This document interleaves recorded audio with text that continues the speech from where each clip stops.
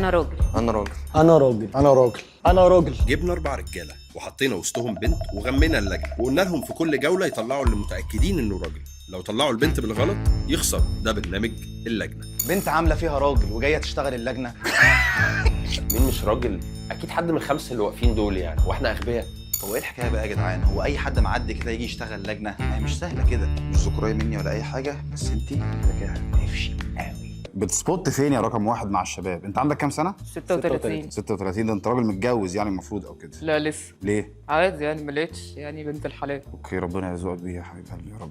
طيب بتسبوت فين مع الشباب؟ بتعمل ايه في يومك يعني لو ما فيهوش شغل مثلا ولا حاجه عايز تفسي كده، تفسي دماغك مش تفسي حاجه ثانيه يعني؟ ممكن بنسبوت عند الكشك اللي هو في الحجاز ده. عندك 36 سنه بتسبوت عند الكشك؟ ساعات يعني مش دايما يعني. رقم 2، اسمك ايه؟ سفيان. بتلعب بلاي ستيشن؟ كنت بلعب طب بتتفرج على كوره؟ بتفرج على كوره. تشجع مين؟ في انهي دوري بالظبط؟ الانجليزي. ليفربول. طب قول لي 3 دلوقتي في التشكيله كده. محمد صلاح، فان دايك، اليسون بيكر.